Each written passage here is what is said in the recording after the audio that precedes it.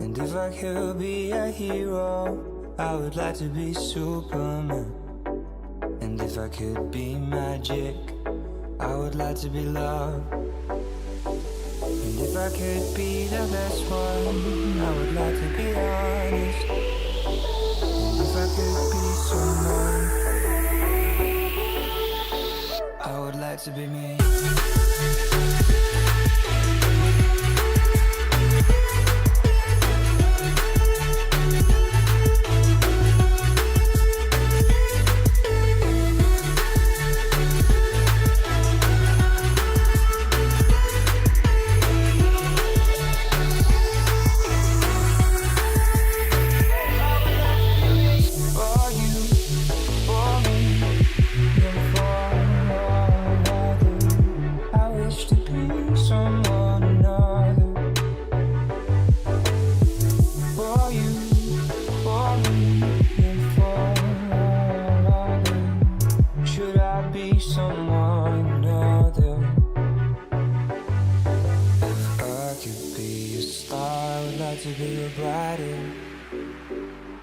If I could be the trees, I would like to be the highest.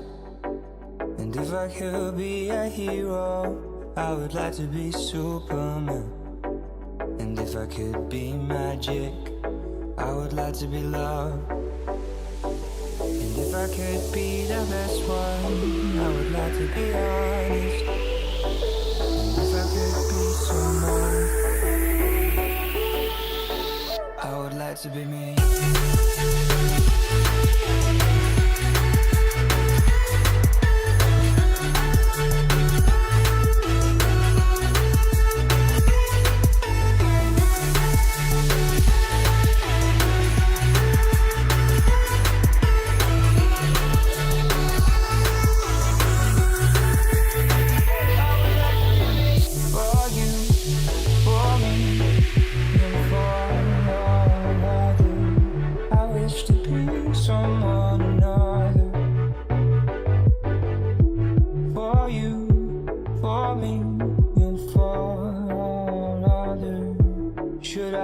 Someone other.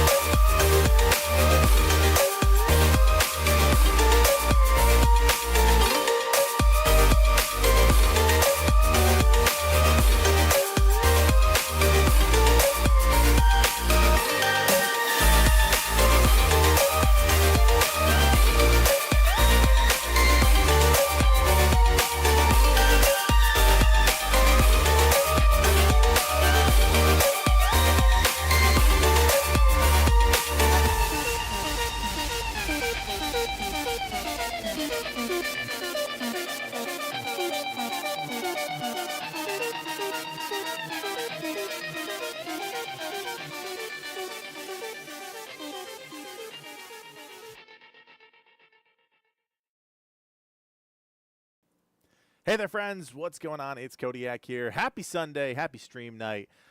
Been a crazy good weekend. Long weekend if you're here in the States. I definitely had an extra day off, which was very much needed. And now, my friends. Oh, my gosh. Hold on. Everything got messed up right as I was about to hit go.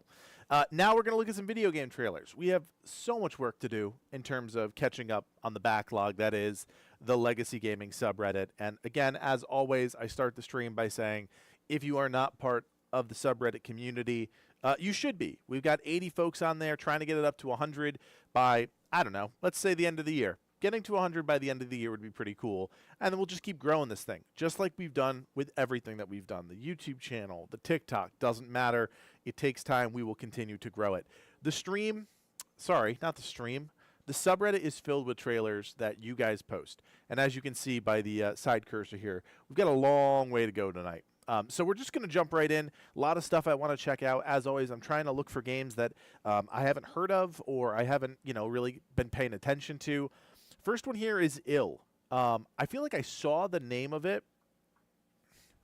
Sorry, I thought I just heard my dog going nuts, and she was just drinking water. It's hard to hear through the headphones. First one here by Sean John 404 is called Ill. And I saw this one pop up a couple times because it was part of an official Xbox launch, but I didn't actually have the chance to check it out. So I am super excited to take a look at this one because any game that has the name Ill is kind of strange. Right? It's kind of like a weird name for a game. What is it? Horror, thriller? We're going to find out. To check in with you guys, I see all you guys in the chat. Appreciate you. Brian, is it too late for me to start Dune Awakening? Look, man, truth is, no, it's not. You could play Dune Awakening right now and have a great time, solo or with a group of friends. Dune Awakening is in a weird spot. A lot of kind of knee-jerk reactions to some early issues, and then now exploits are getting out of hand. It's been really tough, really tough with the exploits. The current exploit going around in Dune Awakening, I guess I can come back on camera for a minute. The current exploit going around in Dune Awakening is that people who are exploiters are just going into Haga Basin, the PvE zone, and able to like ghost into people's bases and steal all their stuff. It's a terrible exploit. The fact that the developers have not said anything about that is super troubling. I don't love that, but that's just currently the state of the game.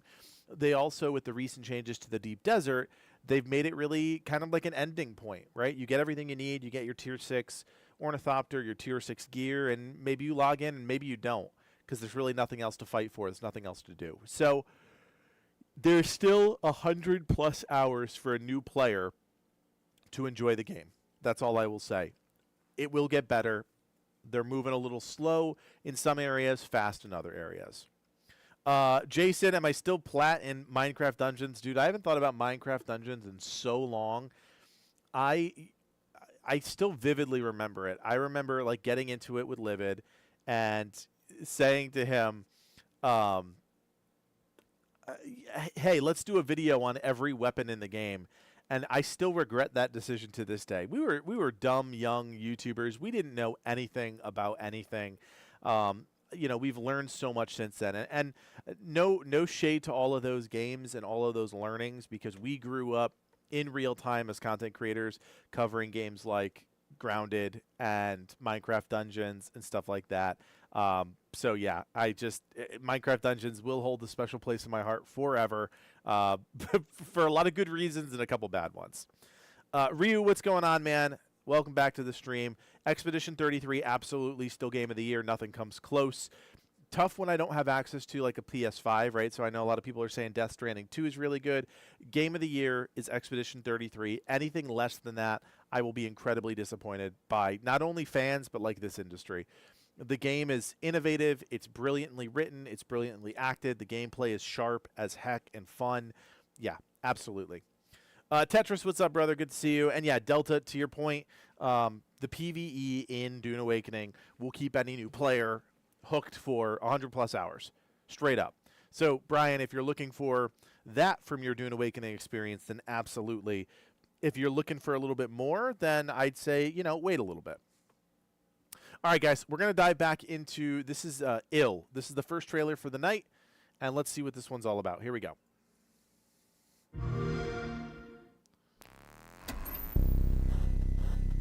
Oh, this is the first of the Mundfish team. Got it. I got a lot of thoughts on this. We'll tackle this at the end. I got a lot of thoughts on what Mundfish is doing.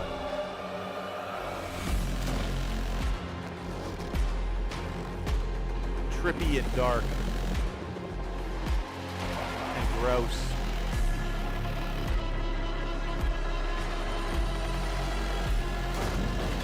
I don't know if awesome is the word I would use.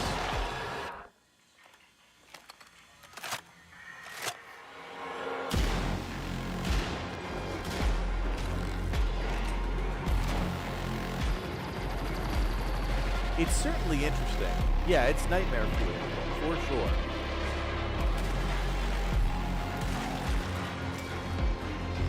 I don't think it's a multiplayer game.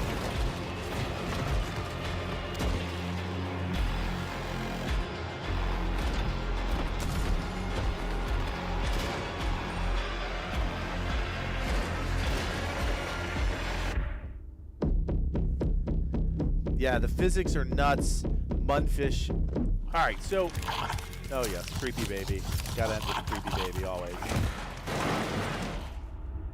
So here's my thoughts on this, and I'll keep it brief because I have to imagine we posted the other trailers as well. Mundfish is doing something really interesting here, right? So they are the team behind Atomic Heart. They had relative success with that game, and now they're launching this full enterprise team that is producing 3 different games. I think all 3 of them are tied to the Atomic Heart world. It's Atomic Heart 2, and then there's some multiplayer extraction game, I think it is, and then this one. It's just fascinating for a team. I wouldn't say Atomic Heart was a stellar.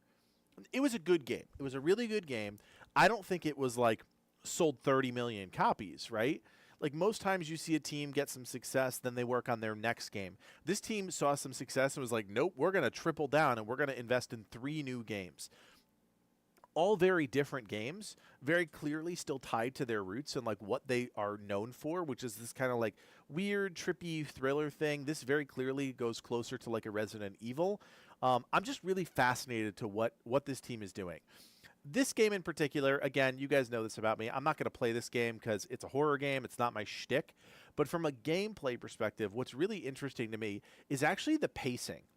And I think what's kind of fascinating is that it's doesn't look like a jump scare kind of game. Sure, I'm sure there are moments of the jump scare, but what I really see is there's this kind of pressure as you're going through these levels. You see kind of the enemy pressure ebb and flow, and I think that's more of the direction they're going with this game, almost like a Nazi zombies type of thing, right?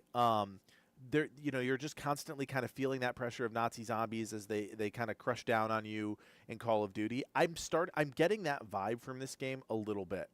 But yeah, Delta Charlie, Mundfish, they came out with Atomic Heart. That was their first and only game so far. And then boom, on a couple years after that release, now they're doing 3 different games. So this one is ill. I have to imagine, just knowing the team here, and maybe I'm wrong. Yeah, so we'll watch this one next. It's The Cube. And I think maybe we didn't post the 3rd one. Okay, so the second trailer in all of this is called The Cube. Now, this is by the exact same team, and this is their second game. Completely separate game. All right, so this is game number 2 from the Mundfish team. So let's see what this one's all about. This is called The Cube.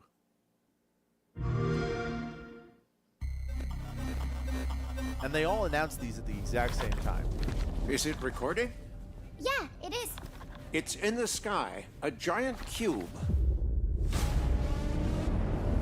I can still barely believe it myself. I mean, look how trippy that is from a biome's perspective. When it showed up, I was in the lab. I didn't even see it. You know, I felt that same fear, though. A terrible sense of my own powerlessness. That's what most of this trailer is showcasing so far, right? The biomes, How did the whole of humanity miss it? creepy, sexy robot And lady. did we actually miss it? What if the cube didn't appear, but revealed itself? What if it was always there, and we've only just started to see it?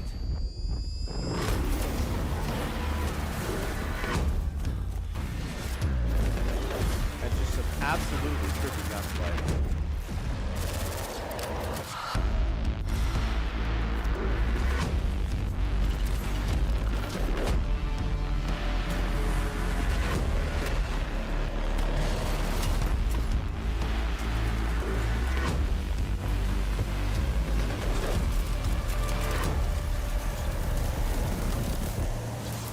So weird, man. Like this whole concept from them is so strange, and this one in particular I think is the weirdest one, right? Because for whatchamacallit, for Atomic Heart 2, it continues the Atomic Heart story, right? Okay, so that one makes sense. Ill is completely different, right? It's not set. I don't know if it's set in the Atomic Heart universe, but you can tell, right? It's a horror game. It's a thriller game. It's just different. Then you've got this one, which it's really hard to tell what this is. You see a lot of different like player characters with all those crazy outfits and stuff like that, the customization, and you're like, okay, it's got to be a multiplayer game, which I believe it is based on the Steam page, and we'll look that up really quick because I'm genuinely curious. The Cube, right? The Cube. Okay, let's see here. Let's see if we have some information on this one. We'll pause that. Cube is an MMORPG shooter, a giant levitating cube with rotating rows and edges, hidden within its unknown equation, capable of altering the laws of reality. Can you survive another turn? So are we saying that this is a Destiny game? Because that's what Destiny is, an MMORPG shooter, right? The Cube is a multiplayer RPG shooter that blends unique world building, an intriguing narrative, and exciting quests into one game. A living world full of memorable characters, diverse biomes, and tons of enemies, including powerful bosses. Okay. I mean, just really crazy and super interested in this one, top to bottom. And I don't know. I think obviously it's going to be good. We'll end on a frame of this little guy. Clearly some sort of pet or something, right? You got to have charm if you're going to do an MMO RPG and a shooter. I'm just fascinated by what this team is doing. I truly am. And I think with all of their stuff they've released, right? We often talk about like marketing and how people are promoting their games. I think these guys just do it the weirdest. Like it's a fine trailer. I'm definitely curious about the game, but I have no idea what the F is going on. And that's where, like, I think Mundfish could actually, like, tighten up the screws a little bit. You're announcing 3 different games. You're trying to capture the attention and imagination of players across 3 potentially different genres. Give us a little bit more. Like, we get it through the gameplay, right? Like, the customization, the gunplay. We get that part of it. But what is the actual game, and what is the actual gameplay? So, more to come on this one. I am fascinated. But to my point, 95,000 views on this. That is not a lot. In terms of like the actual Xbox handle pushing this game out, right? 95,000 views is not a lot. They have got a lot of work to do if they want to take down a game like Destiny. So I don't know, Delta. I really don't. Let's see if we can look that up. How big is video game developer Mundfish? Let's see. I mean, this is the AI overview says 184 employees. I have no idea. Just fascinating. I'm really interested to see where that one goes. Yeah, they are Russian too. Yep. Which you know, again, I'm not commenting on anything political or anything like that, but like there are good people and bad people everywhere, right? Like they very clearly are passionate about game development. And that's fine. Totally fine. Any clue on the next Night Rain Sovereign boss? Honestly, I don't know, Jay Dizzy. We played our Night Rain and then we moved on to Dune Awakening. We didn't have a lot of time to like really sit with Night Rain for too long. So I do genuinely miss playing the game. I think it definitely had a cool cadence and a cool like gameplay structure, but haven't really been keeping that close an eye on it. All right, we're going to jump into this next one by Sean John, Stranger Than Heaven. Peggy 8. This is a Sega game. Have over 500,000 views, so that's good.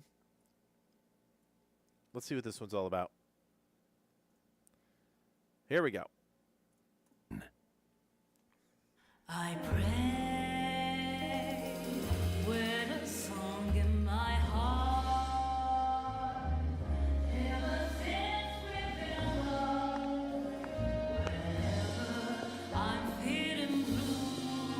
this like Japanese LA Noir. Because that's kind of what it's feeling like at the moment. I also cannot see anything.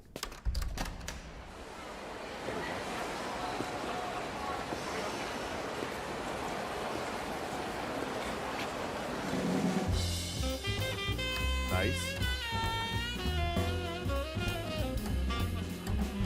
I've been running.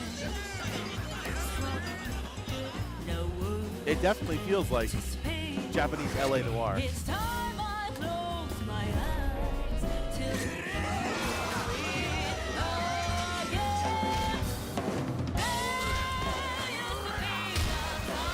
With some fighting. Quite a bit. Tokyo Noir.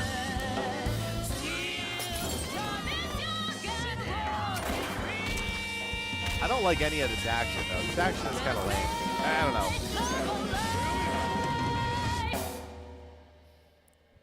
Got a name? Mako Daito. Daito. A Jap then, huh? Don't I look like one? You're not? So, what are you then? Sana. 俺が知りてえや。 Interesting. Yeah, I mean, quite honestly, like if that ends up being a game like LA Noir, Tokyo Noir, I think it'd be fine. I think that's such a niche game in my opinion, and I actually just used an LA Noir GIF to Livid before. It's such an interesting. Oh, sorry guys, I can't stop yawning. It's been a long weekend. It's such an interesting. What is happening? That was weird. Oh, it froze. It's such an interesting like genre and game idea to like do this like deductive detectiving. I have not played the Yakuza games. No, I have not. But I know enough about them. This does not strike me as a Yakuza game. This strikes me as a game that's a little bit more methodical, a little bit more about environmental storytelling. You know, you don't see a lot of gameplay other than some of that action stuff. The action stuff does not actually look like action stuff. It looks more like quick time events and maybe some light like melee fighting. I don't know. It's hard to tell.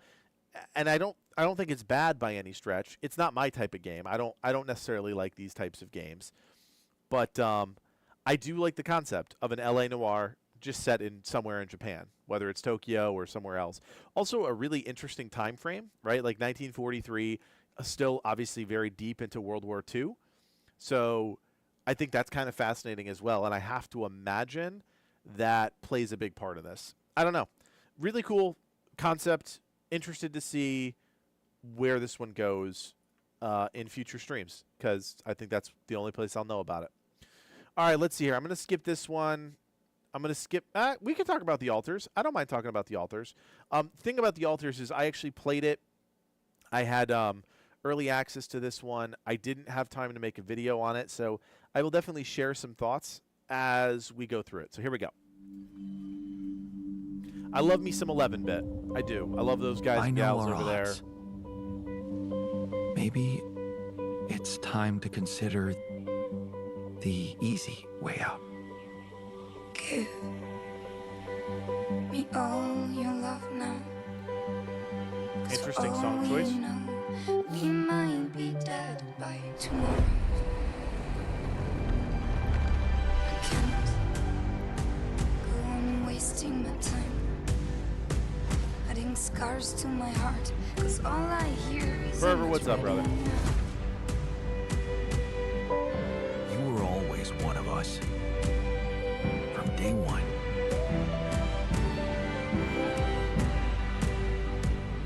What if deciding, making choices was never anything more than just an illusion?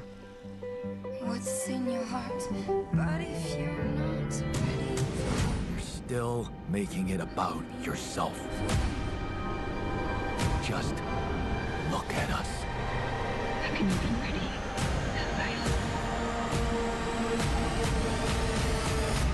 I just wanted to find a way out. 'Cause soon enough we'll die. 'Cause soon enough we'll die. So this one really interesting, guys. If you don't know much about this game, as always with 11-bit, incredibly unique concept, right? So you play as Jan. You crash land on this planet. Everybody else in your party dies. So you're stuck on this planet that it's a roguelike in a sense. That you have, I think it's 8 days or 10 days or whatever it is. You have to constantly keep moving, or the sun is radioactive or toxic, something like that. So if you get caught in the sun, you die.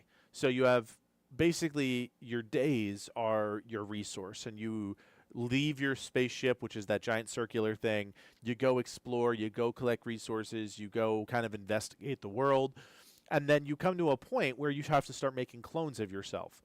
So the game is like one part true like exploration and like resource management, another part base management, which is like a huge part of it, and like how do you utilize the base, and then once you start making clones, it's like how do you utilize the clones to manage the base. And then there's this whole social component to it, which is always like with an 11-bit game, you know, this War of Mine, Frostpunk, doesn't matter what it is, they always add this like social component to it. For me, and this is just me, like I really liked the game. I thought the game was good. It didn't hook me. And that was a shame because, like, again, I love 11-bit. One of my earliest memories of 11-bit is spending 8 hours straight playing Frostpunk, the original Frostpunk. I was so in love with that game, I just genuinely lost track of time. Now, this was at a point in my life where I didn't have kids. I had very little responsibilities. Not the case anymore. So like in short bursts, right, 2 hours or something at a time, I was trying to get this game to like land for me, and it just didn't. Again, it's not a bad game. And if you're seeing this and you're like, oh man, there's a lot of stuff here that I actually kind of like, you might like it. You might. I just didn't have the time. Like, you really need to invest time in this one. It's not a game. It's not a fast burn. It is a slow burn kind of game. And even all these like trippy environments and like fast cuts, it doesn't do a great job of like really kind of, I don't know, ushering in. Oh my God, I cannot stop yawning. If anybody knows a trick for stopping yawning when you're reading or streaming, I would love it, because whenever I read to my kids, I can't stop yawning. And whenever I'm on stream, I can't stop yawning. Maybe that's because I'm streaming at 10 o'clock at night, but still. So anyways, it's a good game. And do I think this is going to snag any of those fancy game awards? I don't think so. I think there's too many strong games this year, Tetris, that I maybe there's something like art direction or environmental something or other. I don't think it's got a chance anywhere else. I think for the most part it got like 7s and 8s, maybe a couple 9s. So I think it might be on like the fringe, but I don't think it's a true contender. All right, so that's my thoughts on that one. We're going to keep moving on because, like I said, we are just so deep in the backlog at this point. This is Norse, Oath of Blood. Another one I have not heard of. It looks like Sean John pulled this from Tripwire, which is cool. Not the official like Xbox stream or anything. So we got a new game here. Let's check this one out. This is called Norse Oath of Blood. Here we go. Okay, so turn-based action. It is a strange crew which sets out on the sea road. No one would expect the gods to cast an eye upon this little vessel. My lord, we have been betrayed. Together, we will destroy this Steinar for his treachery. Let's get this shit bucket going. This is some good animation and voice acting. I like that. Gunnar, I want to talk to you. I think you'll like it. I genuinely think those are graphics straight out of. Well, this is There's something about you, Gunnar Grimson. Perhaps it is the favor of the gods that I sense.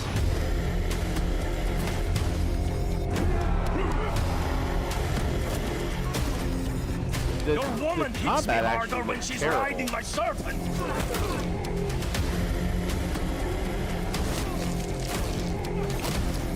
Lord of Ravens, I will kill him. How many times have we seen a shield push? Steinar Farspear will die.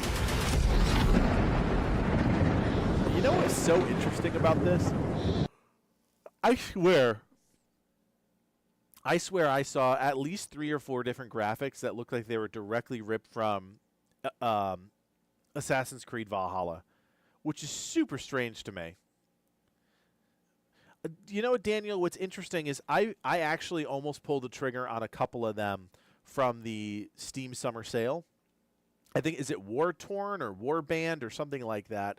There's one of the games that is kind of in this space that I was like, oh, I might check that one out, and I've wanted to for a while. I ended up buying Dome Keeper, which is an indie game that's been on my list for a long time, and I do not regret that one bit. But I am actually fascinated by these types of games. Like, I love a good turn-based game when it's done right. The combat in this one just kind of feels super bland. I don't love it. And I know it's based on, or not based on, but it's very similar to some of the other games in this space.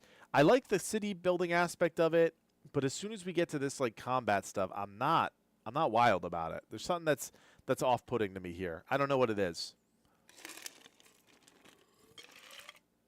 It's definitely something, though. I don't know.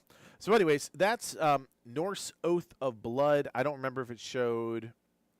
It just said, I think, wish list now. Yeah, turn-based Viking Saga, wish list now. There's a QR code if you want to do that, or, you know, you guys could look it up on Steam. Interesting. Okay, Sean John, our MVP when it comes to posting trailers, posted another interesting one. Agatha Christie, Death on the Nile. If you know anything about Agatha Christie, you will know this is going to be some sort of mystery detectiving thing. So let's check this one out. Here we go. It can't be. It's Hercule Poirot.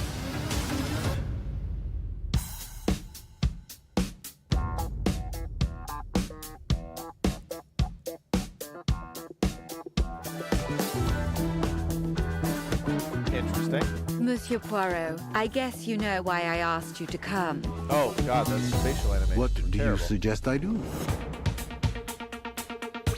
And can you confirm that all the passengers are present for the meal?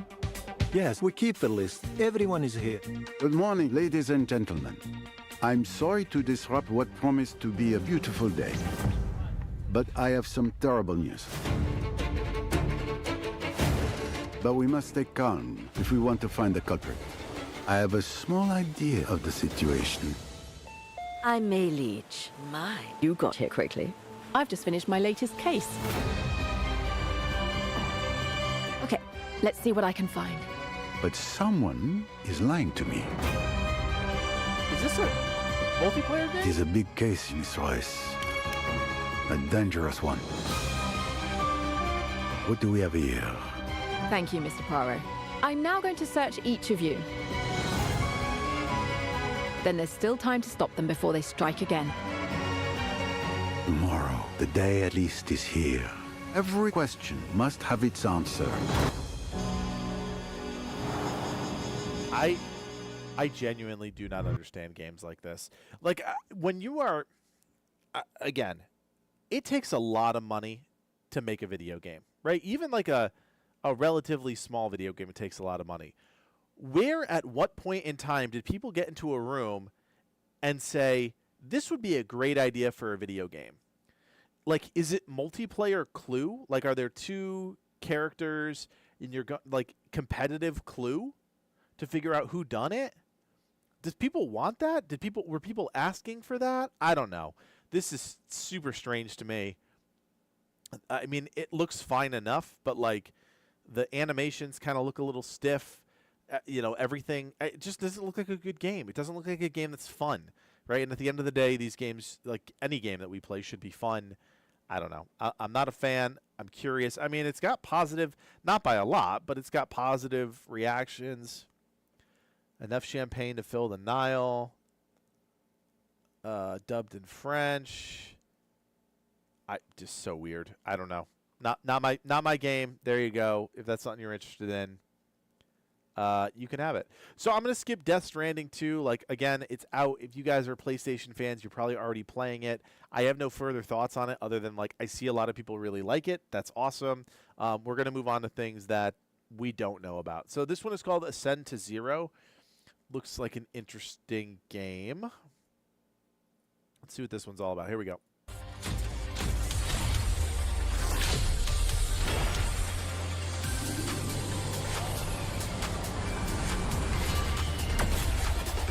I can't tell what's actual gameplay. Oh, here we go. This is actual gameplay. So it's like a bit roguelike. It's super freaking fast, though. It's like, Enter the Gungeon, I think.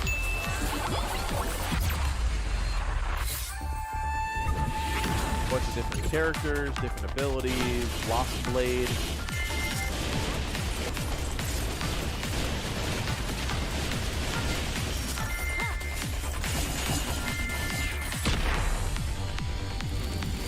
I can't read anything, which is part of the problem. The Golden Gunslinger.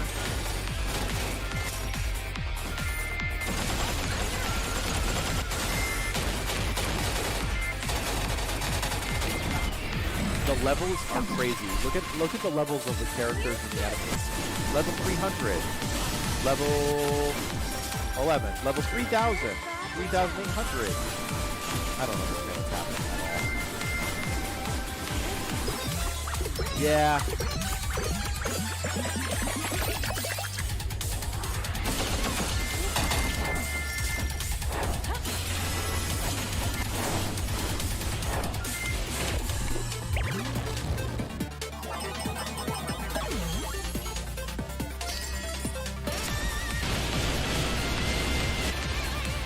I feel like you have to watch this in like halftime just to know what the hell's going on.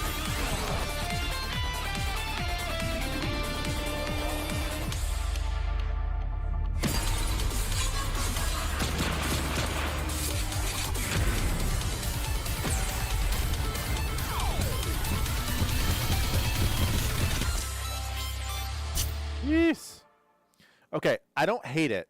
I don't hate it. I love games like Enter the Gungeon. I like games that are fast-paced, roguelikes. I like all of it. There's just a lot happening on the screen. Like, there is a level. Yeah, Slimes. Like, it looks unique. I will absolutely give it that. And I'm sure the demo is still live as part of Steam Next Fest or whatever.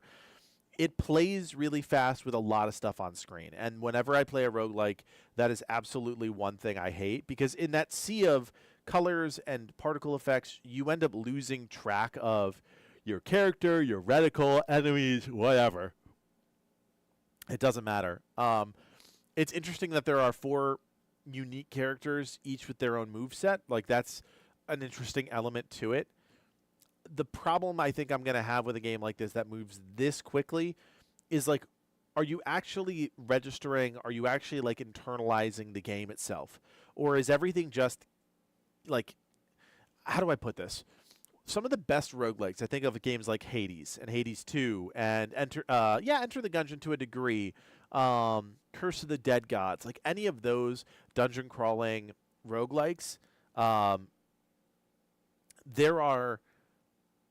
there's a part of it where you have to be able to recognize and strategize around the enemies that you fight, right? Like, that's a huge part of Hades, learning the different enemies, understanding their patterns and their moves, and then reacting to them or approaching combat in a certain way.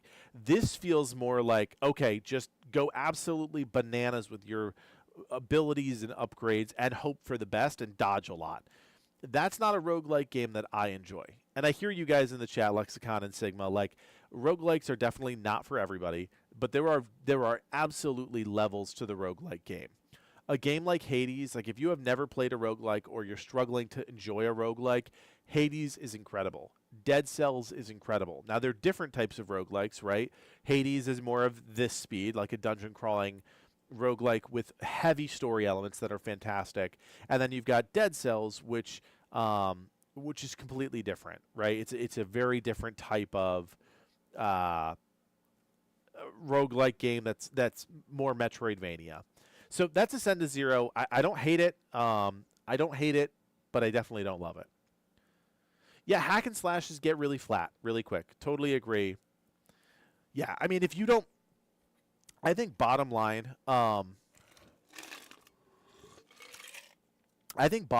if you couldn't get into Hades, I don't think there's a roguelike that's going to sell you on the genre. Hades is the gold standard. It's the 10 out of 10. It's the best when it comes to mechanics. It's the best when it comes to story. It's the best when it comes to design and innovation.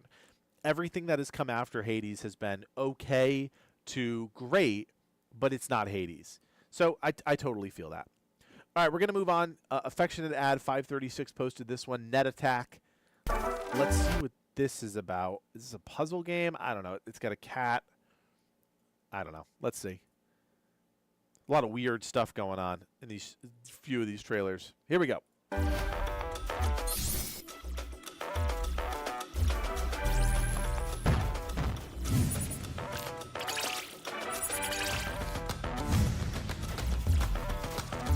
it a tower defense?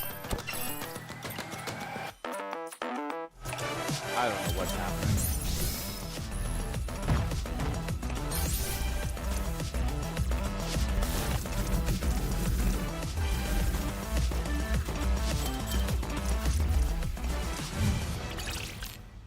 Okay, I have no thoughts on this. I have literally no thoughts on this. I don't know how to program.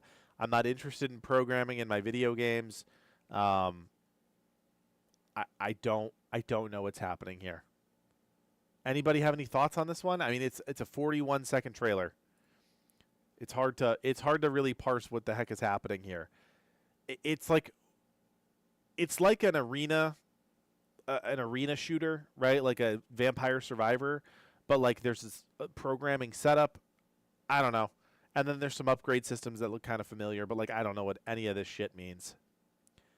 Sometimes games they're trying to do too much, truthfully. And, again, I'm the king of saying, like, games need to innovate. Games need to be, constantly looking to the future. Sometimes games are just doing too much. Net Attack, I think you're doing too much. It's got 442 views. Okay, we're moving on.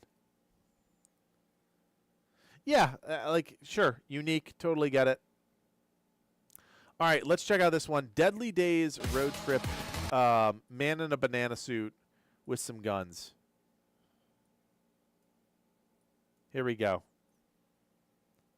Slime, are you the one posting these? Or did you just happen to check these out? Deadly Days Road Trip. Here we go. Beautiful day. Let's hit the road and find a new base. Enjoy some cities along the way, shoot zombies, and manage the awesome ever-expanding loot in our inventory. Yeah, you heard right. Zombies. Just a few zombies. Maybe some more zombies? Okay, it's a lot of zombies. A shit ton of zombies. You have jumping zombies, sticky zombies, a massive amount of zombies. More zombies equals more XP, and more XP equals a level up, which gets you an airdrop, which is even more awesome loot. I nearly forgot to tell you. You need to collect some gas for your bus, otherwise you're stuck here. Just fill up the tank, and we're out. Yeah, this is a classic. Now's the time to manage your game. loot. 2 pistols, Agreed one with you snake, there. 1 pair of socks, 2 pairs of rollerblades, but the socks have to activate the rollerblades, and the rollerblades have to activate the glass ball. Now we sell the broken baseball bat in order to repair the AK. Oh yeah, get rid of the 2 pistols and let's use the AK instead. Let's choose our next city. I want more loot. Another Give me more roguelike. loot. Ah, yes, zombies again. Where's the loot? Ah, here it is. I don't want gasoline. Give me the loot. Yes, perfect. I can upgrade my AK. More damage. More zombies. More XP. Yes. An airdrop? Come to daddy. Another robo arm. Now I can use 5 AKs. More zombies. More loot. Oh, that's a lot of zombies. Too much zombies. Okay, I think it's time to leave. Let's look for some gas now. Where the is the gas? No, no, no.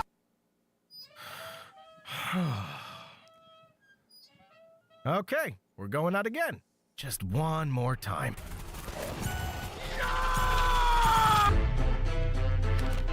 I like this one, and I like the way they presented it. Definitely a smart way to do that when you have a game that you're trying to just get out there. It's very clear, like a simple idea, right? You're going out there, and you're killing zombies, you're getting loot, and then you're just trying to like push the pace. Yeah, no, Slimes, appreciate you posting it, man, and I appreciate the weirdness. Don't take my comments as like a stop doing this. Like, it's just I don't hear about these games, which is the exact point of why we do this. So it's awesome to check out some of this weird stuff. This one looks good, and I really like the trailer. I definitely think they nailed the trailer in terms of again, that balance of like getting you hooked on a game you've never heard of and showing you enough gameplay and explaining the system so that it's not completely foreign to you. I think they did a great job here. And I mean, quite honestly, like I'm sold on this. I would definitely check this out if I had some time to play it. I might even try and swing the demo for a little bit because I am really interested in like what they're doing here. Like, I don't know.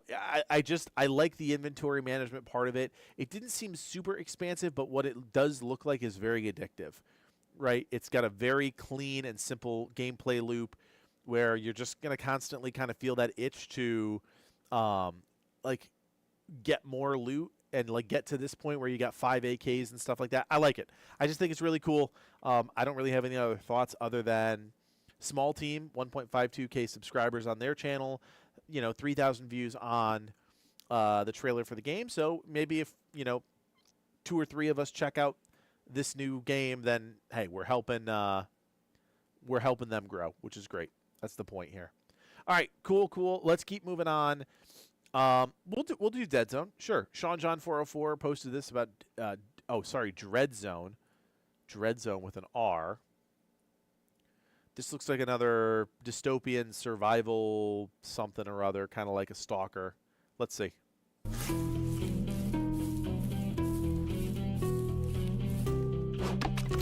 Well, definitely survival. A lot of sun flare. Oh, and there are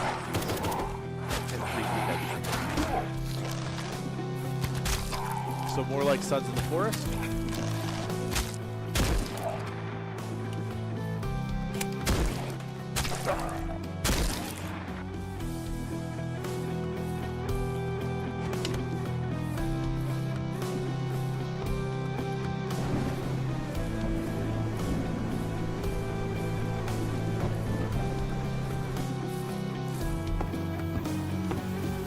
Not many you can trust out here, but sometimes we have to work together.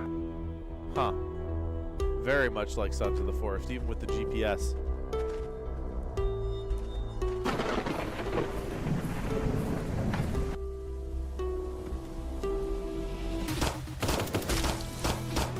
Oh, multiplayer?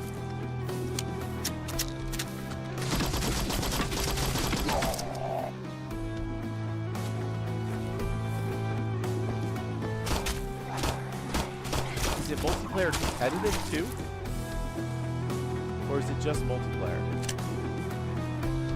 Okay, defensive stuff. Automatic, like, gun.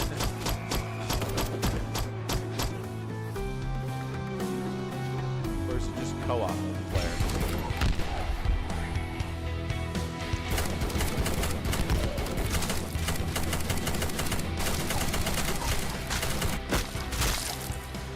This is Command. Receive your broadcast. Unit has been dispatched to your location.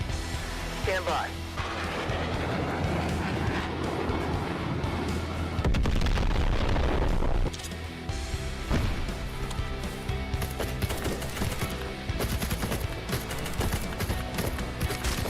They're moving as if this is competitive multiplayer.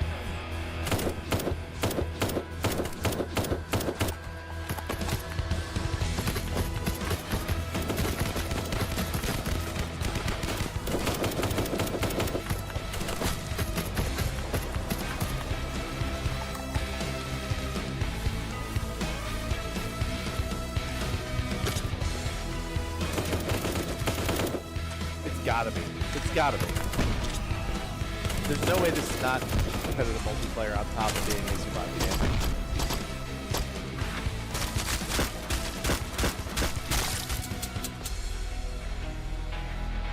game. Interesting. Oh, this is coming out soon. All right, let's check this out really quick. I'm just so curious as to like what this actually is. Dread Zone. Okay, Dread Zone. Early access survival open world multiplayer. Dread Zone is a survival game set in a deadly quarantine zone. Scavenge resources, craft tools, build shelter, and survive against dangerous animals, zombies, mutants, and other survivors. There it is. Okay. Wow, that's a terrible write-up. Oh, how they use AI. We use AI tools to generate concept art and game image art. Interesting. Okay.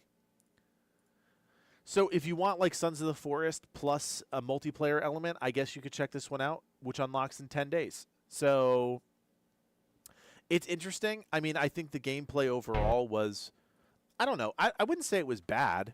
I got to remember to friggin' replay these things. I don't think it was bad. If you've played Sons of the Forest, you'll kind of understand that like Sons of the Forest had this like constant pressure thing on your base. So wherever you built your base, you know, the undead or zombies, whatever the heck they were, they would constantly put pressure on you.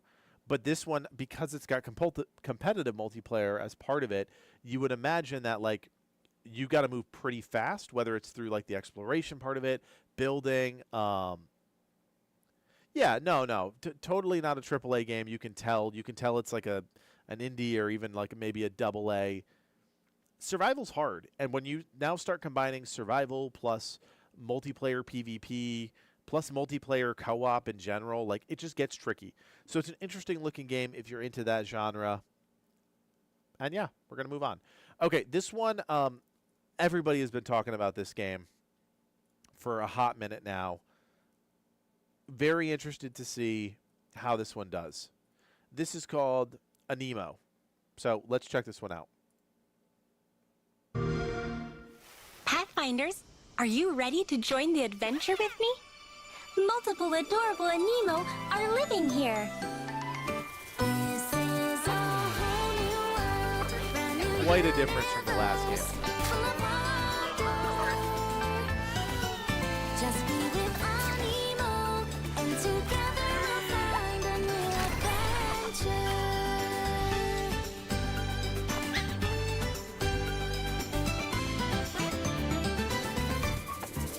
Be friends with Anemo, and you will find a more interesting way to see the world.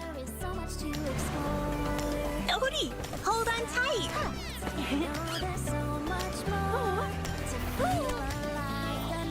Of course, they might be emotional sometimes. Try not to get on their bad side.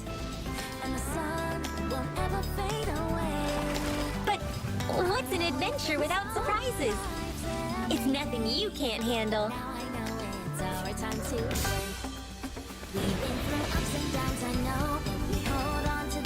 Follow the path, and you'll find a shiny place.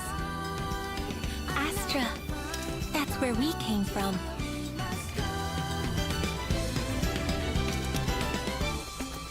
This is a whole new world, brand new universe. I almost forgot. Not all Anemo are friendly. But don't you worry. Twine with your Anemo and face the world as one. You will be able to fix all kinds of challenges. No matter what the cost, all this new land beneath. And finally, we know where we're supposed to be. Our future's filled with endless possibilities. Just be with Anemo. Pathfinders, welcome to Idle.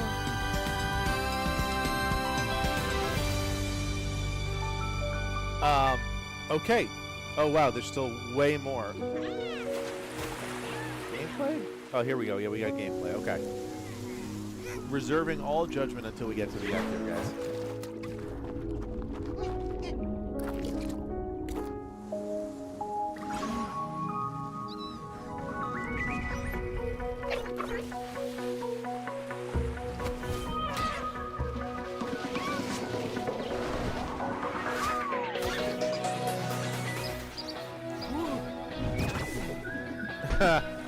Lexicon, I don't think you're wrong.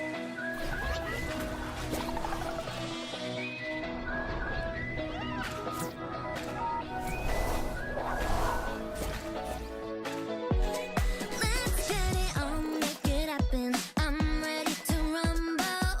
Oh, you better be right next to me now. I'm gonna make it real. I'm gonna do what I want for real. Soak it all in, and it's really hard. Take my hand, come with me. I'ma catch my ride or die in this world. My heart is beating, I'm feeling this world. Nobody can hold me back, 'cause I'm invincible. And I'm unbreakable, unbeatable. Tetris, stop it.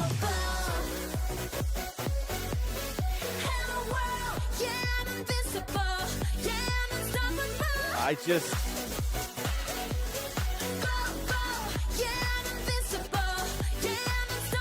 My gosh, the frame rate issues. Holy moly.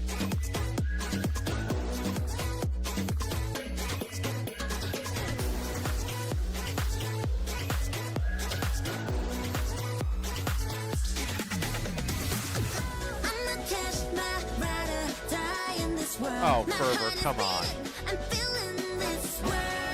Better than that.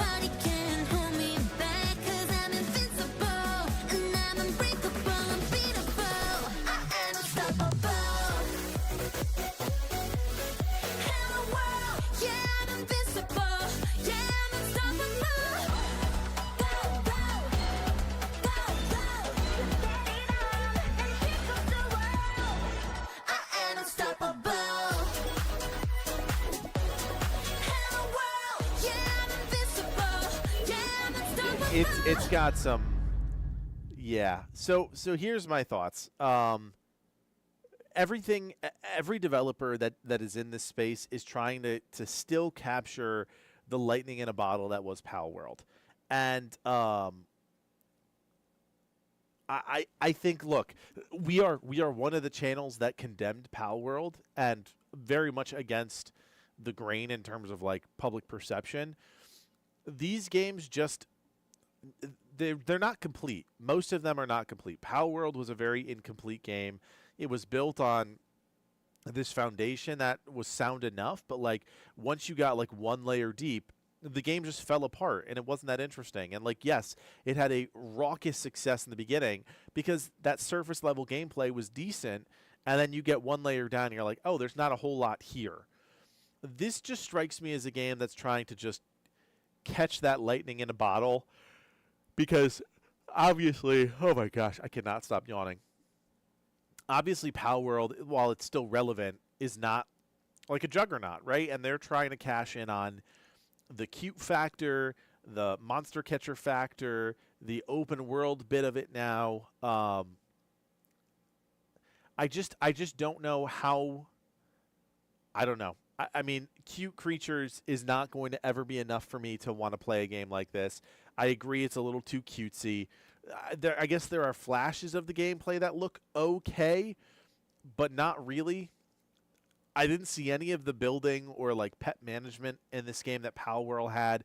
So if this is truly a just like run around the world, catch a bunch of things, fight a bunch of bad ones, like, I don't know, man. That is so shallow to me. And like, especially in like a adventure RPG type space, that's just not enough. And I forget which one of you guys said it, but like, this is a movie. I don't know. I definitely don't know. Oh my gosh, I don't know why I can't stop yawning. I'm sorry, guys. Yeah, the Terraria Palworld thing is really interesting. I have not played Palworld. That was all Livid, and he royally condemned the game. And you know, our takes are combined. So if he says something, I agree with it. If I say something, he agrees with it. And when we disagree, you know, because we both play a game, like we usually say that in our, you know, content. But I don't know. This genre does not do it for me. The cutesy stuff doesn't do it for me anymore. Like Stardew Valley is pretty much where I draw the line. Harvest Moon, Rune Factory, games like that. This, not so much. Anyways, that is Amino coming, I don't know. I can't stop yawning. I don't know what's going on, man. I just can't stop. This one's coming 2026. This was posted on the official Xbox site. Very clearly, there's an insane amount of interest, right? 10,000 thumbs up, 275 thumbs down. That is a huge ratio. So there you go. A lot of people excited about this one, even if I'm not, and that's okay. Okay. This is, I am at, yeah, that's 17 minutes long. We're not going to watch that one. Let's just keep moving up here. Wizard of Legend 2. I never played the original Wizard of Legend. Wizard of Legend. But I heard great things about it. So let's check this one out.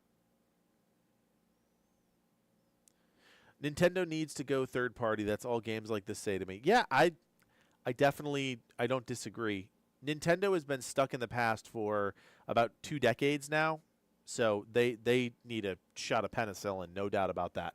Okay, Wizard of Legend 2. Here we go. Available now.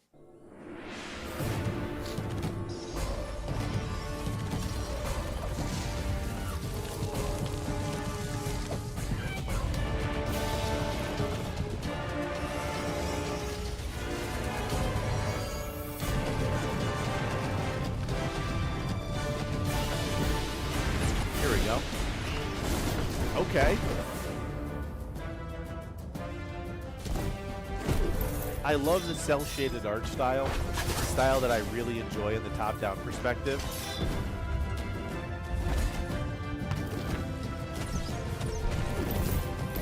Looks really good. For all you non-roguelike fans, obviously this is going to do absolutely nothing for you. Keeper of many curses. But this looks good. Steam Deck game Please for consider sure. donating Multiplayer, an obviously. arcana to my research. Of course. I don't eat the relics you trade with me. Nope, no one has told me. I'll move it closer to my mouth. And move it a little bit.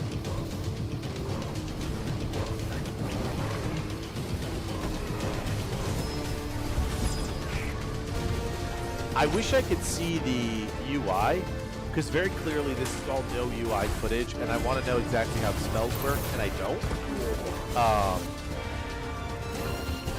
I have to imagine it's something like, you know, combinations of elements or something like that. Like I said, I didn't play the first one, so I don't know. Or if each of the wizards specializes in a certain element. Not sure. But it's out now, and you can play it, and we're going to check it out really quick. Wizard of Legend 2, $20. Oh, mixed reviews. That's disappointing. Let's see here. Unleash your arcana. Harness the power of familiar and new arcana. Attack that. Tame the land's magical chaos. This is all marketing speak. Team up online. I'm curious. Obviously, I haven't played this game, so I'm curious what the reviews. TLDR, the developers fumbled this hard. This game could have been so good. They lacked vision. Bit them in the tuchus. They also ignored core fundamentals of good game design and roguelikes like variability and dynamicism. Every run feels nearly identical. That is a huge pitfall in roguelike games. Sliding down here. Horribly disappointing. It's obvious from the start that the original team behind Wizard of Legend isn't here anymore. This is Hades 1.5, but worse. It's a game that wants to be what it used to be while also pretending to be something else. Okay. All right. Interesting. Listen, reviews are important, right? That's why we do what we do. But mixed reviews doesn't mean outright bad reviews. It just means, you know, you take the good with the bad. Sorry, I'm just kind of looking at what their roadmap is and stuff. So anyways, I think the trailer was really smart. I definitely like the idea of what the heck is it Magicka? What the heck is that other wizard game we played? Wizards of Legend? Is that right? Nope, that's not right. Is it Wizards of Legend 2? That's what we just looked at. No, I'm an idiot. What the heck is that other game? There's another Magic game, co-op Magic game, and I have it. Is it Magicka? Let's see. Let's see if you're right. I know I have it. Yes, that's it. Magicka. Very similar to Magicka. That's at least what it looks like to me. Obviously different graphic style and stuff like that. But I had a lot of fun. I had a lot of fun with this game back in the day. Anyways, Wizards of Legend 2, not plural, which is really confusing. Wizard of Legend 2, now available. You can check it out right now. All right, let's keep going. Crescent County. This is going to be an absolutely cozy game. I can already tell. But for the sake of science, we're going to power through. Here we go. Crescent County.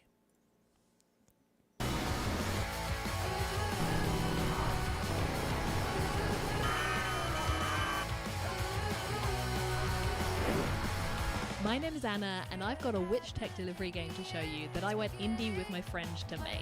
We just maybe went indie at an interesting time. That being said, we are very stubborn. I've been building this world for years, and that's why we're bringing this to Kickstarter. So let me tell you all about it. In Crescent County, you're making deliveries by day, using the money you earn to upgrade your motor broom, and racing your friends by night, with a healthy dose of kissing as well.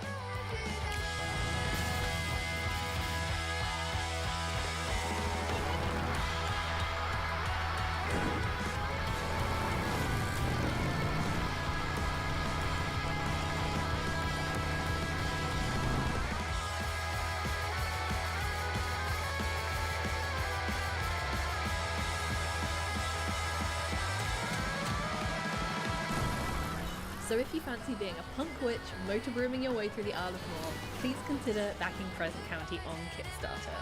Thank you so much. Broom Broom.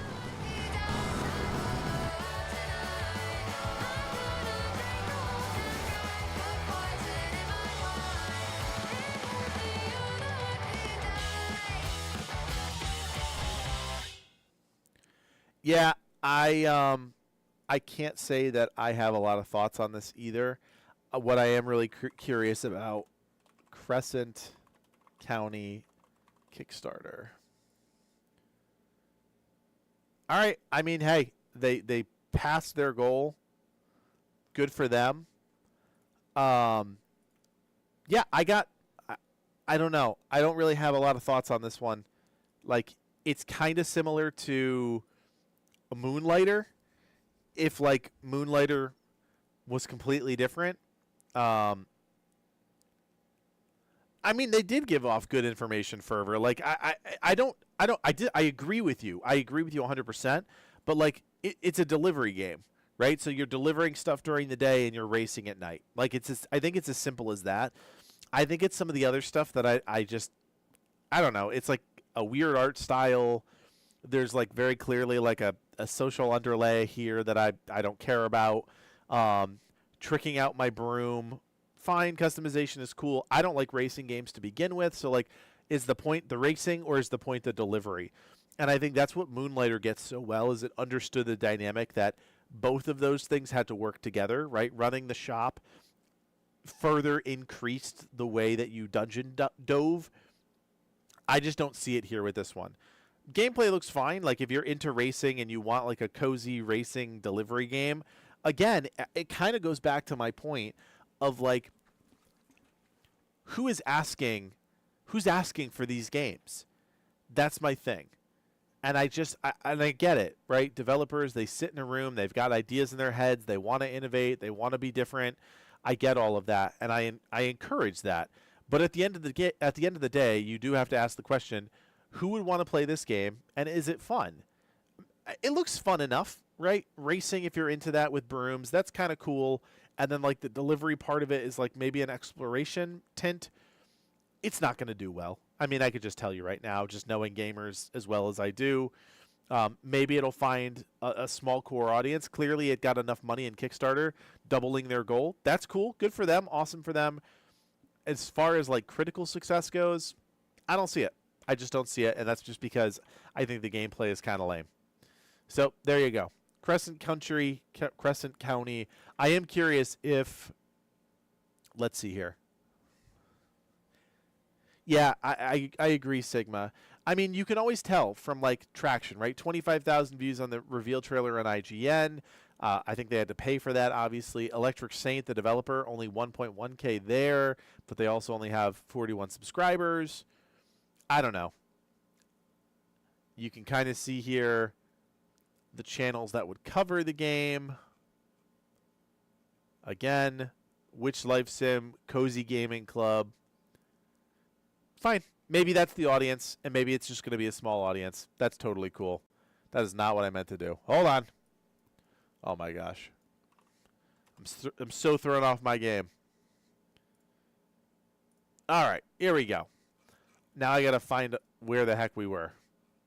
We were actually not that far from the top. Okay, this one has come up on my Reddit feed about 50,000 times, and I have to know what this is about because I very rarely will click on an ad on Reddit. Ball X Pit. Have you guys seen this one? I am What is happening with my screen? I am fascinated to know what this game is. All right, here we go. Ball X Pit. Whatever the heck that means. Balbalon has fallen. Ooh, pinball. The pit Maybe. is all that remains. It's been a long time since a Now pinball game. treasure seekers flock to explore its depths. Beat the demo. A brick breaking. Oh, I mean, I guess you're not wrong, Kerber, in a sense. Ball fusing.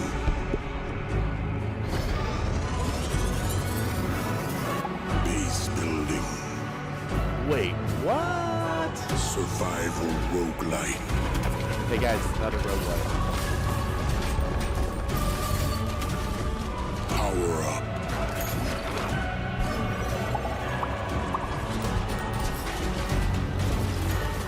Rebuild Balbalon. Balbalon? That's funny as heck.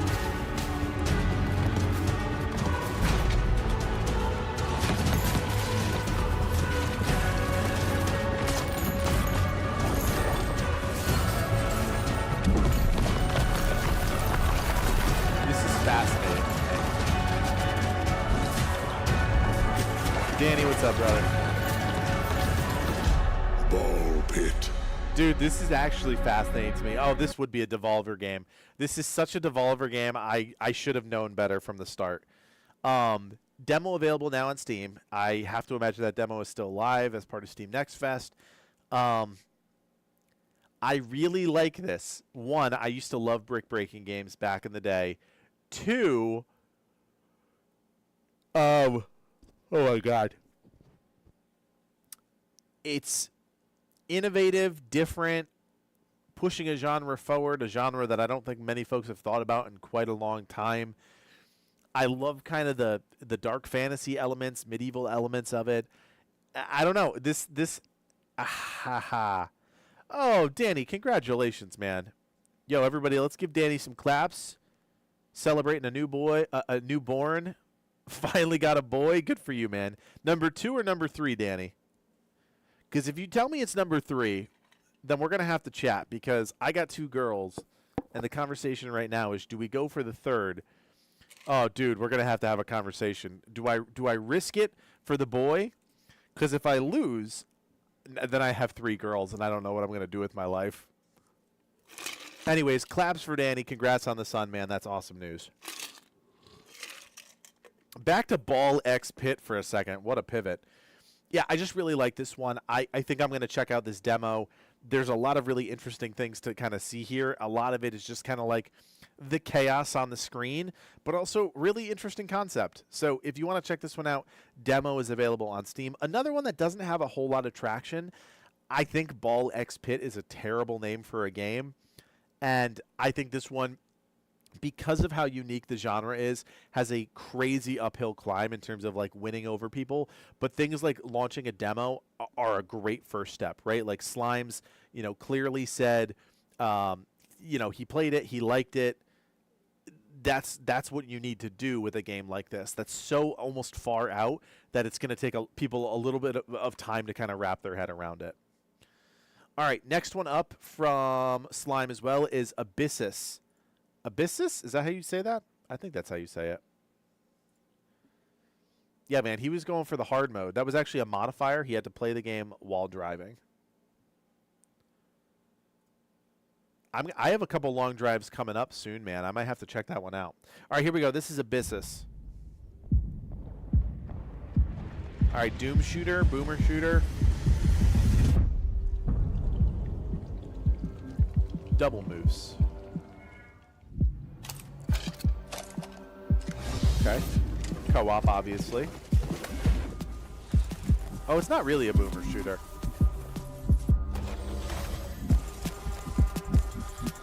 I really hate this music track, I'll tell you that much. Just a co-op shooter.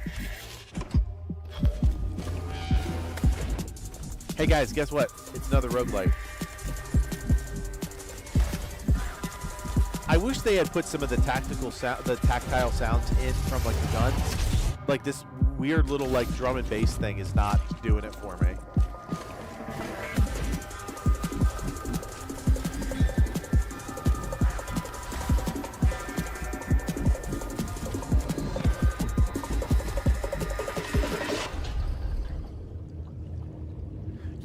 I like it. I definitely like. I think it was not a great example of like what the game is, other than the gunplay. And obviously, a game like this, the gunplay really matters. I agree. I think the game itself, like the trailer, did not give the game enough shine. So whoever did this trailer, I think you need to reevaluate your trailering. No gunplay sound in a trailer is crazy to me. That's a huge part of any gunplay game. Like, you need to be able to feel the gun. You need to be able to hear the gun. It needs to feel like it is an extension of your character, and through your character, you behind a computer screen or whatever, right? They didn't include any of that. And while it's a ton of gunplay, they didn't show any of the progression. I have no idea what you're doing other than getting those green discs, and how the progression like actually feeds the gameplay loop. That is such a huge part of roguelikes, right? So either you love roguelikes because of that progression loop, or you just don't like the genre. But if you love the genre like I do, gunplay is not enough. I need to know what the heck am I actually fighting for?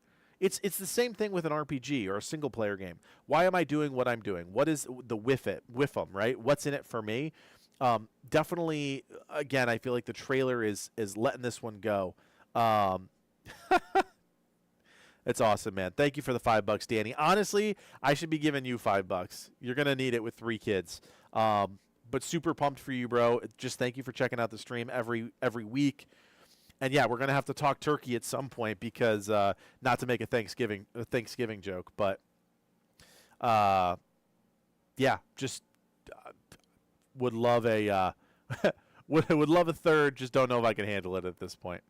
All right, Slime, dude, thank you for another one in there. Appreciate it. Stellar Blade, we're gonna skip over. Ooh, Still Wakes the Deep.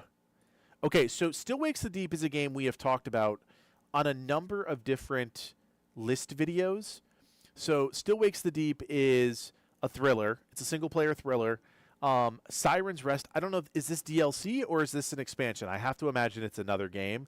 The first game is an underrated, very, very good thriller horror, like walking sim, but really it's kind of a thriller. Oh, man, I'm super pumped about this. Here we go.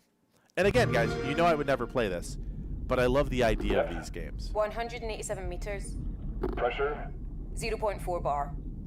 Reserve oxygen for the diving bell. Both green.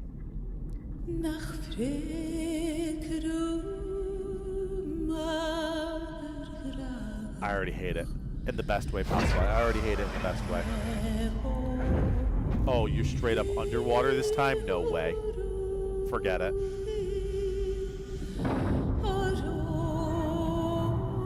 best if we keep our expectations low, Manny. I just don't want to leave empty-handed. A decade in salt water has made its mark. Take it nice and slow. No rush. The comms are breaking up, Rob. So dark. I'm going to detach. Absolutely not, Manny. We have no idea what's out there. Don't detach yet.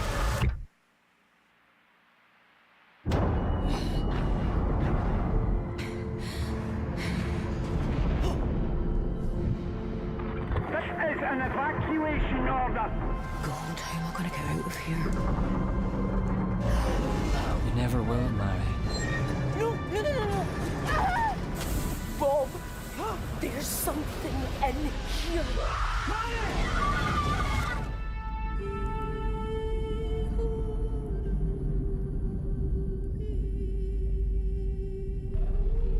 Ah, dang it. Oh, so this one's available now. Interesting. So that's Still Wakes the Deep. I have to see. That is not what I wanted to click on.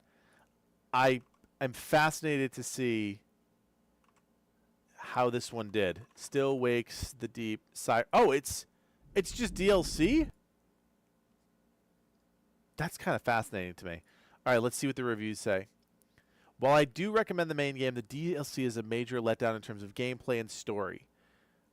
Entire premise of the DLC is to search for the rig from the main game. While I expected it to be short as the main game, left little to explore in terms of continuation of the story. This is almost at insulting levels. The entire story, even with the time I took to explore, took me under 2 hours on the standard difficulty. Even going back for a second playthrough and getting the collectibles I missed still had me 100% completion, 3.5 hours. Okay, all right. All right. I get that. First, I have to say I love the base game, 10 out of 10. However, the DLC wouldn't even be worth your time even if it was free. I regretted spending $14 for this terrible experience. No manual save at all, 2 different endings, makes it so you have to replay the game, and I'd argue neither are even significant. The lack of landmarks, signs, rocks, etc. make the entire semi-open world areas in chapters 1 and 2 extremely difficult to navigate. You get lost dozens of times. The memento collectibles do not always spawn. 0 backstory and history on the protagonist. Oh, that's actually really disappointing. I love the idea of Still Wakes the Deep. So to hear that the DLC is not that great, again, mixed reviews means there are good, there are bad. I've always been fascinated by the base game. And so for that, I mean, this is their first DLC, right? It looks like it. Yeah, this is their first DLC. To be not so great is kind of a bummer. But there you go. If you're into that kind of stuff, maybe you played Still Wakes the Deep and you're looking for something to do, now you got a DLC that has mixed reviews. Okay, we're going to skip Spearhead 2. We're going to jump to this one, the Bureau of Fantastical and Arcane Affairs. I love the title if it was a book. I don't know if I love the title as a video game. Let's see. Let's see if the gameplay can redeem itself, though. Here we go. The world is full of them. Sons and daughters of farmers with too much bravery and not enough wisdom. Is this you, Tetris? Did you post this one? But what is a hero without a princess to save? Without dragons to slay? Nothing. That's where you come in. As an agent at the Bureau of Fantastical and Arcane Affairs, you will ensure everything is as it should be. Is this like a Majesty game? Inside this cave, you'll find a necromancer who, according to our reports, is a complete and utter embarrassment to the story. The book is titled Hellgates Anew, Your First Ritual Sacrifice. As it turns out, putting the soul of a demon inside of a skeleton is a touch more tricky than you might imagine. We, the members of the United Builders Union of Enchanted Settlements, hereby announce a strike, effective immediately. It's the inspector, here with their cushy job and their clipboard that decides if we have to do more work. A dragon attack? That is not in the budget. But what is a story without a good hero at its helm? What? With This is one wild. unsanctimonious swing, you lop his head off. It hardly felt good, but incompetent evil is still evil.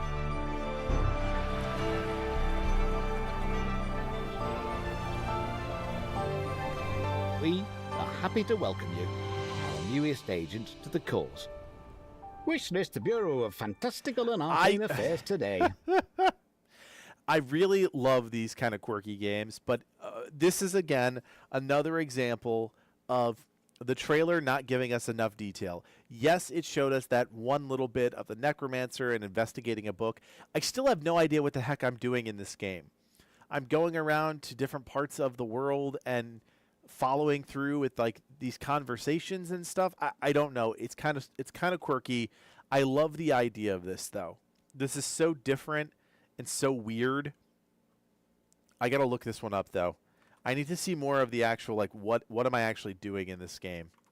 I feel like this is the most we have looked up games ever. Okay. Is a narrative-driven exploration game for those who love good stories and stumbling into secrets. In fact, there might be something to discover right here on this very Steam page just below this paragraph. Oh, what's this? A pair of letters written just for you, blah, blah, blah. Some quirky stuff. Your responsibilities include speaking with the story inhabitants, some more cooperative than others, issuing proper fines and citations, ensuring the story is hero-ready and Bureau approved. We have rules, yes, but breaking them often leads to a more interesting tale.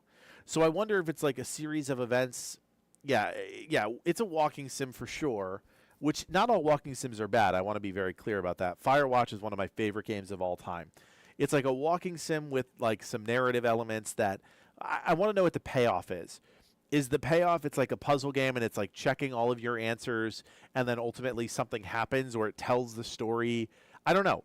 I just fascinating little game. quirky to say the least.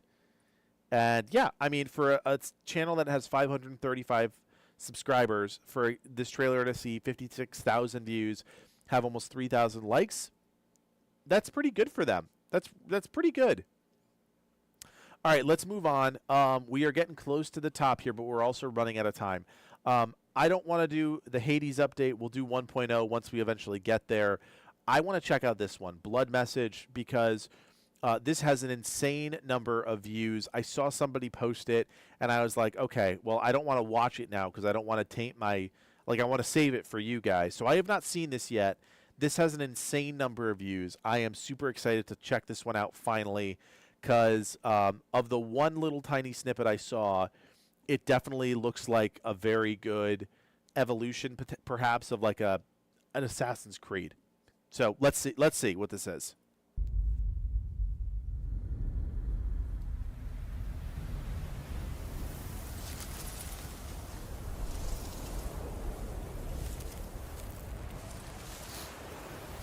大唐还在的时候，丝路上的灯火从西域一直亮到长安，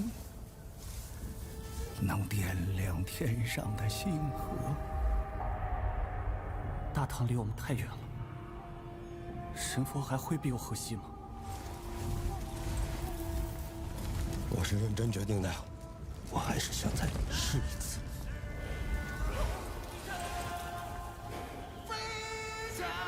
今日我们所流的血，是为了把大唐带回来。Never heard of them. 我们必须在破城之前把安宁带出来。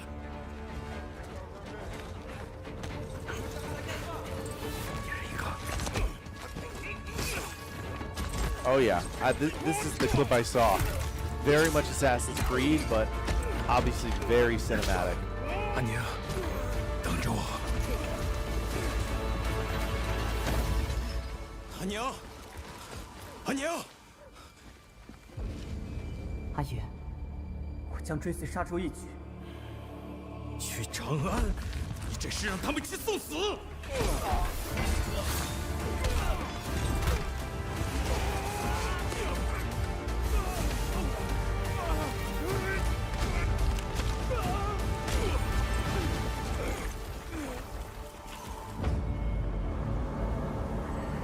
！This looks so good.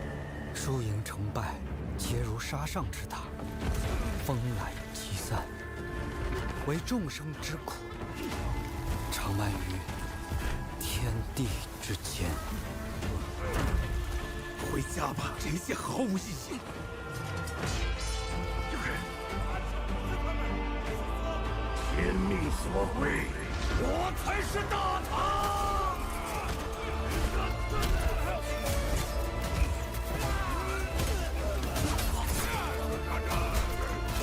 到头来，除了死更多人，什么都不会改变。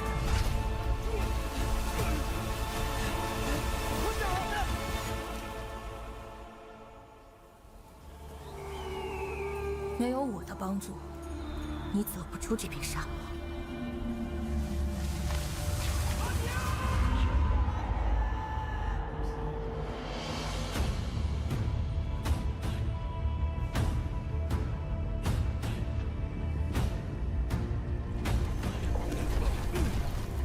It's super cinematic, my god.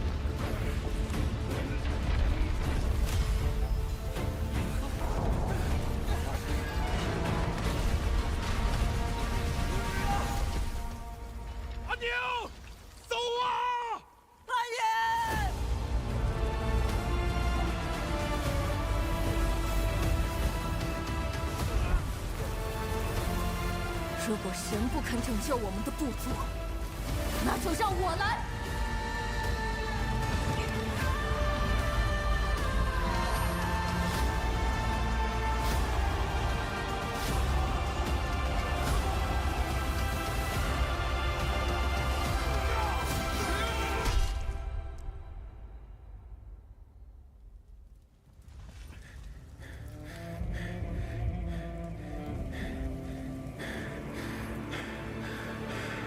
阿娘，等着我。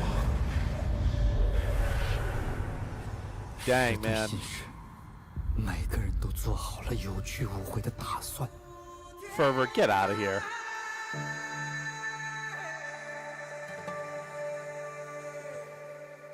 What a troll.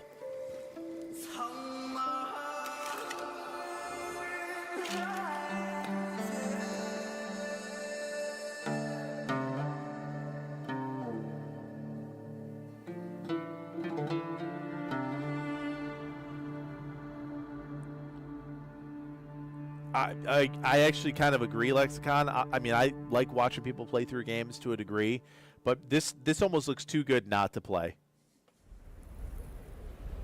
Crazy. Coming to PC and consoles, doesn't say when. Whew. That looks really good, guys. I'll tell you, briefly, because that was a pretty long trailer. I'll tell you briefly what I really like about it. One, story elements woven in with gameplay, right? You got both. So you do really have like an Assassin's Creed approach to it, or an Uncharted, whatever. Pick your game. I think this most closely aligns to Assassin's Creed after seeing the gameplay, stealth takedowns, stealth from above, and then a lot of like counter-based combat. But again, it's very clearly a game set in Eastern culture. I think there's always a game every year, whether it's Black Myth Wukong, Expedition 33.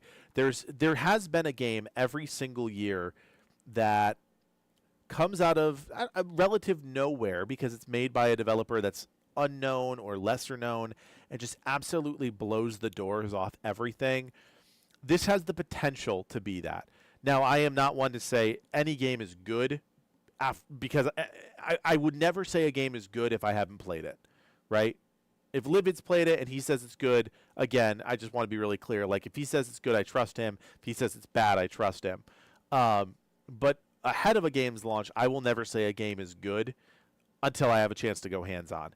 This has a lot of pieces that I really like. Cinematic AF, right? Incredibly cinematic, story-driven, and the action looks really sharp. It looks like a really nice combination of combat, environmental things like chases and survival and mazes, and there were some environmental puzzles there with the constellation orb at the end. I really like all these pieces, guys. I think this is a game we're going to have to watch. I don't know. Did it say what the release date is? Not wild that NetEase is involved in this, but that's okay. Let's see here. Blood Message.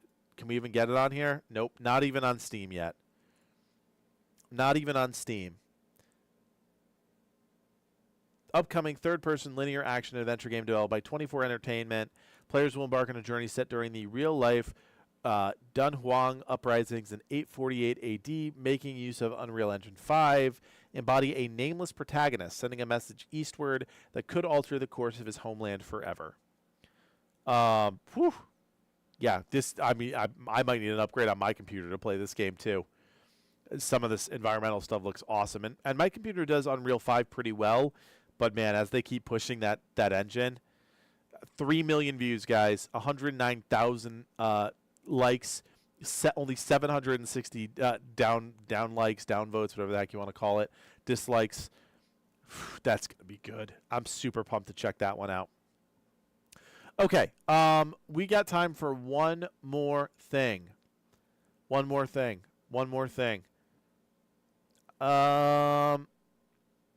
Let's do Crosswind. We'll end with Crosswind because I've had a chance to play a little bit of this game.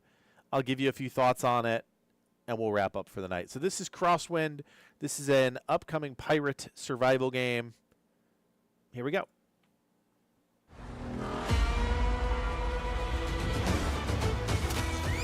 What will we do with a drunken sailor? What will we do with a drunken sailor? What will we do with a drunken sailor? Early in the morning.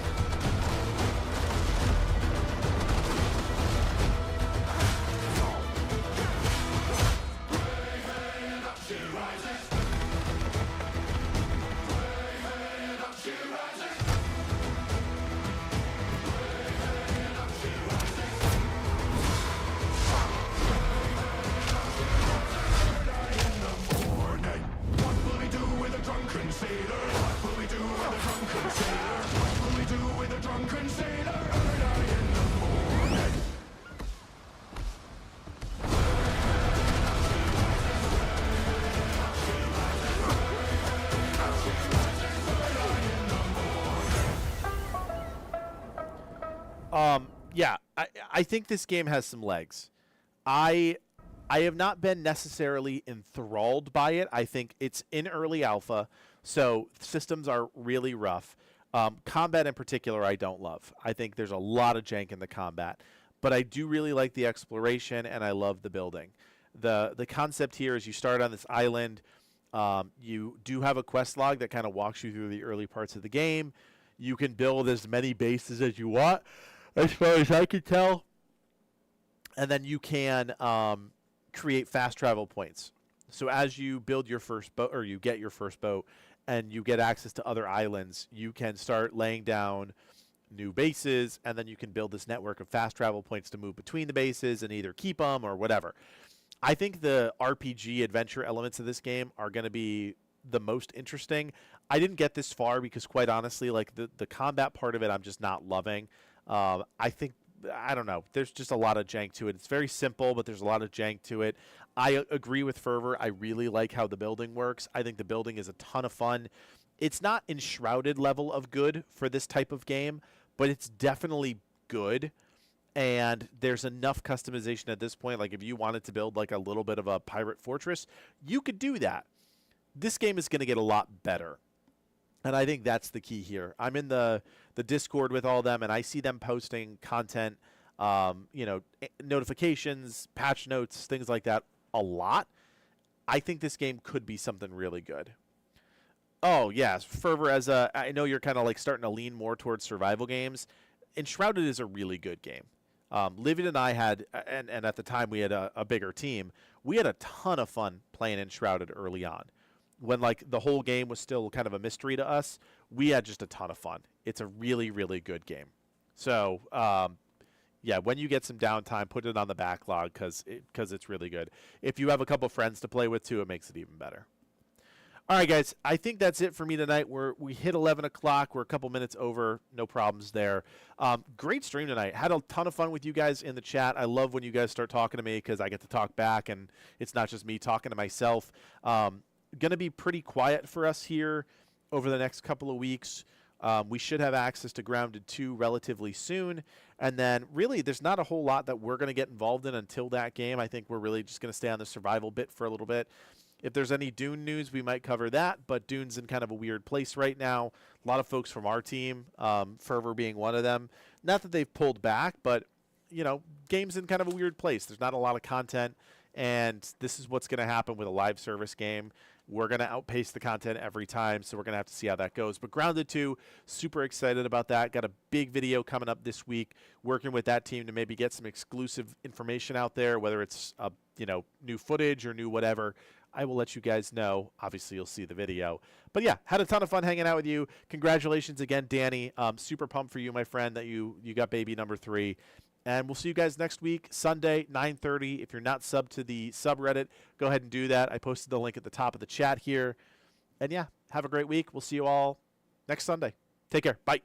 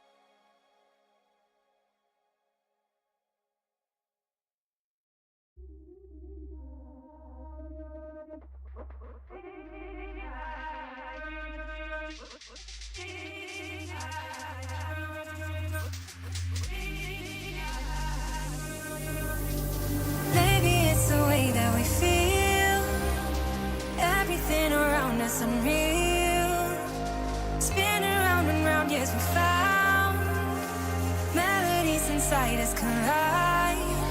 Now we're trying, unwinding, our dreams are taking flight. Reminding we're flying, we barely touch the sky. We're playing and tempting, so ready to ignite. Oblivion tastes so fine.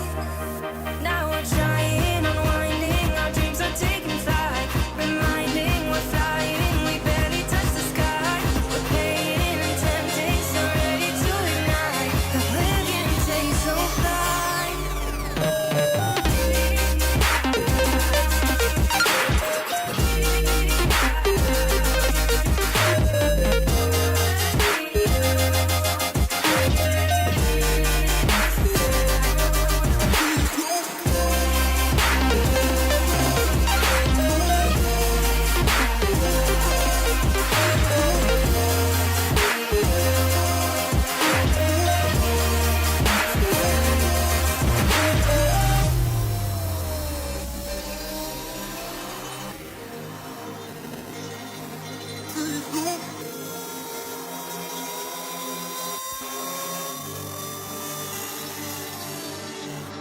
Maybe it's the way that we feel.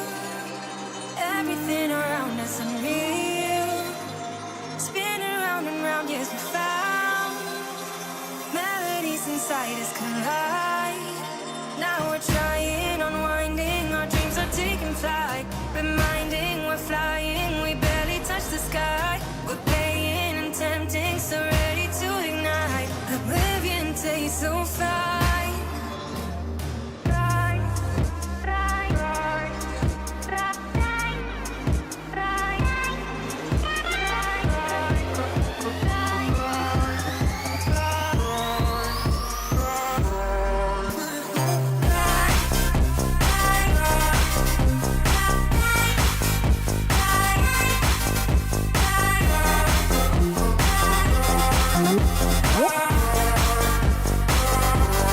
Tastes so fine.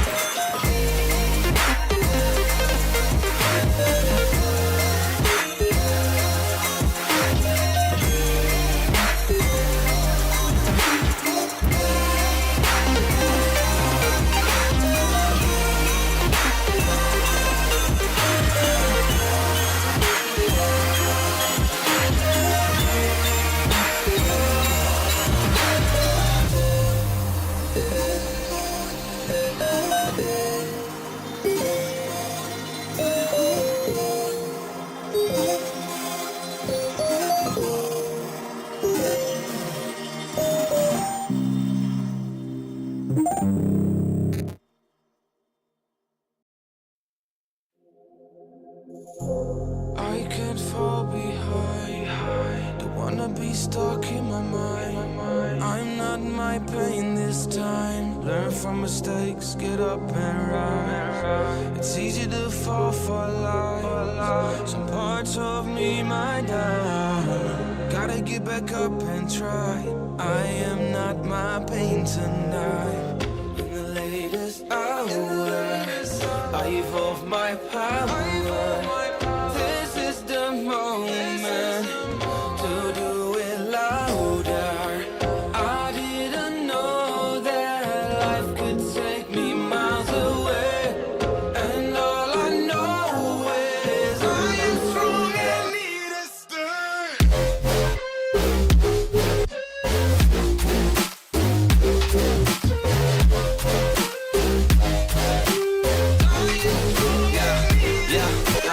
demons in the dark. I had some demons in my heart. I've been carrying them around, but I didn't fall apart. I came a long way to pass their face. Look 'em in the eyes while I embrace my deepest fears. No, I am safe. We step to me, put a smile on your face. Yeah, I'ma always be on it. Ain't got no time to waste. I'm honest. I don't give a fuck about what they say. I'm doing it now, doing it loud every day. Yeah, like guns, drugs, I've seen it all, but that was not the path I chose. Frequency was way too low, so I avoid. Keep moving on. Keep moving on. Keep moving on. In the latest hours, I evolve my power.